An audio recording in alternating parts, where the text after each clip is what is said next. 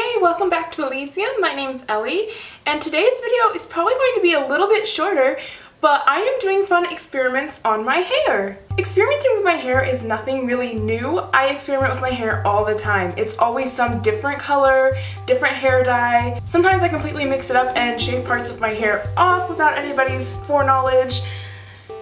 I tend to just go crazy with my hair. It's actually kind of a way I deal with my anxiety. When things become really overwhelming and I feel like everything is just spiraling out of my control, it's really nice for me to remind myself, hey, there is one small thing I can control, and that is my appearance, that's my hair color. So then I'll pull out a bottle of hair dye or sometimes the scissors and I'll just do something fun and crazy with my hair, and it helps me feel like there's something in my life that I can completely control and contain. And so that's really helpful for me. So that's why I started doing my hair, and now I do it just all the time because it's super fun. But for today's experiment, I wanted to try making a kind of balayage, however you say that word, effect on my hair where it's almost like the natural kind of sun-kissed highlights, except my hair is orange and the highlights will be pink. If that doesn't make sense, please watch through this video and see how it ends, because I'm hoping it's going to end up looking really awesome.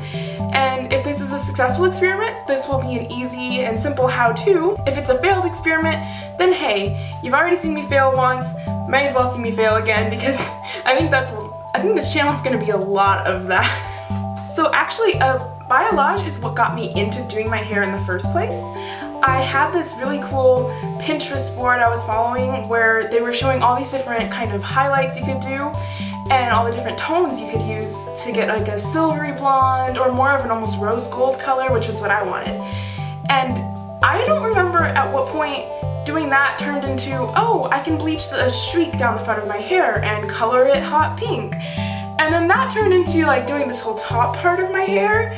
And then eventually I just said, you know what, I'm just gonna bleach all of my hair. So I just bleached all of it. And that was several months ago. As you can see, it's way grown out. This is all growth since December 18th of last year. And the plan now, so far with my hair, is to actually keep growing it out because I really miss my long hair, and I would like to keep growing it until the brown hits about here. And then from then on, just keep bleaching it regularly past that until it kind of has a nice ombre fade effect, and then I would keep the bottom, you know, fun crazy colors because why not, but the top would all be my natural hair color because it's so much easier to maintain and you can wash it more regularly. But I do like that I have my bangs still bleached. So that brings me to what I have already done to my hair to get it to this point for today's video, and that is this morning I re-bleached my bangs just right up here, and I sectioned it all out. And I re-bleached so that this is kind of nice pale yellow. I am probably going to put pink over this part just so that it fades nicely into the orange, which I put orange dye through all of my hair, and I also put it at the ends of my bangs. And I also trimmed my bangs, and like no one can ever really see it, but I fixed my undercut a little bit, made it a little tidier, kind of cleaned it up. I'm probably going to cut it a little shorter later today.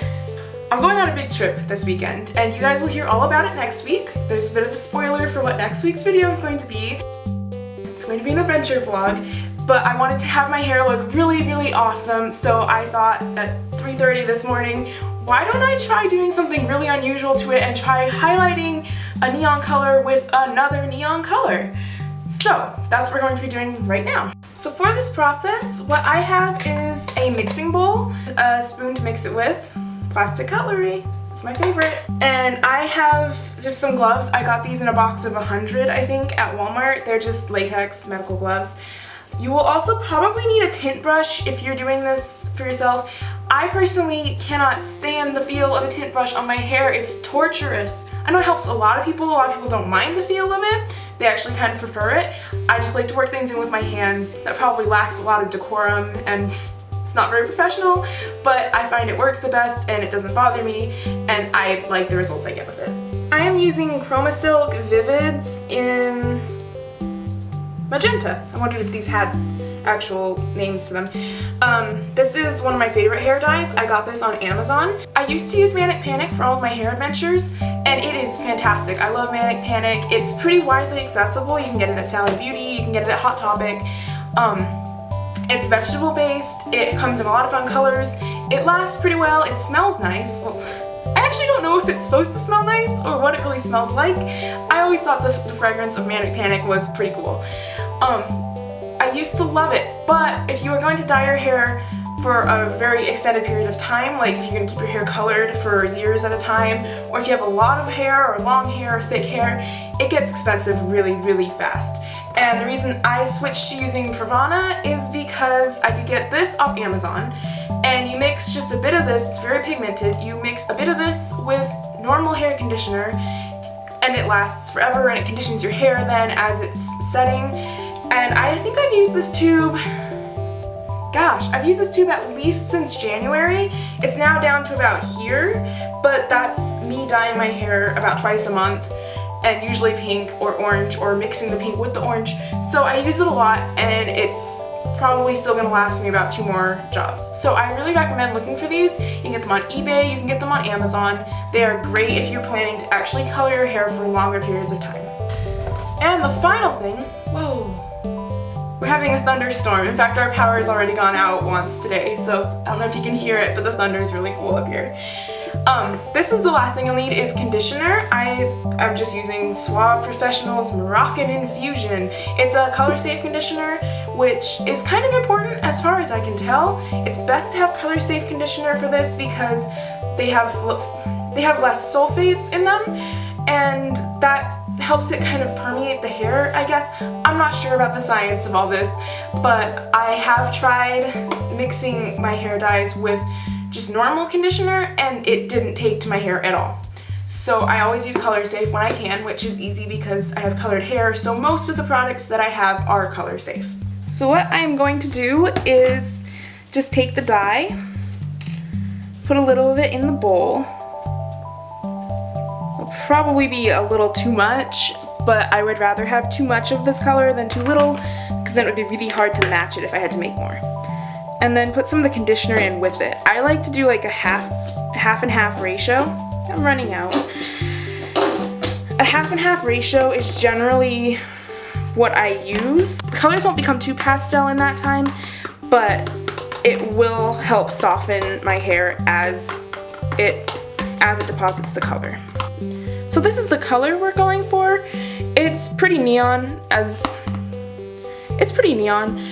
It's going to just kind of be like uneven highlights, I'm hoping, against the orange. So now comes the fun part.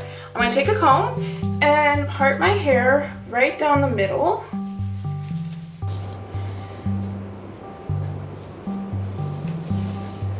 And then separate the parted side into, I could do 4. I kind of bleached it this morning a little bit using this technique. So I kind of tested this out first with bleach. Don't test things on your hair first with bleach, please. Do as I say, not as I do. I tested this with bleach and it kind of got a nice effect. It was a straight line because it's just the growth of my hair in a straight line, but now it has that kind of nice tiered effect. It's a little uneven, and I used 4 sections for that. So I think I'm gonna go with 5 on the pink so it doesn't look like it follows every single stripe of the now bleached portion.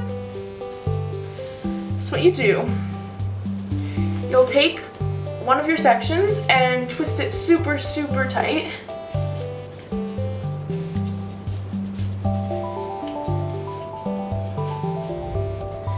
And then if you're using a tint brush, you will be all classy and fancy about this.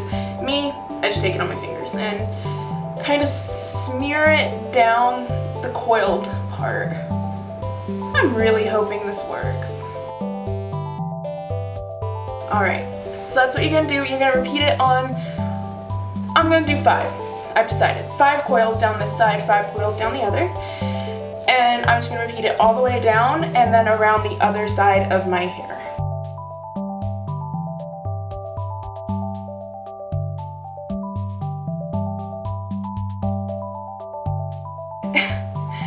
I'm reckless. I bleach my own hair myself mostly, and I always color my own hair myself, but like this morning I was having fun with this method and bleaching, and when I showed my mom later, she says, "Oh, that's really high up the back."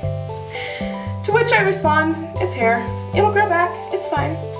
Plus it actually kind of looks nice because my hair is actually shorter in the back. Not just the undercut, which is clearly shorter in the back, but my whole hair is shorter in the back. Almost like Ramona Flowers.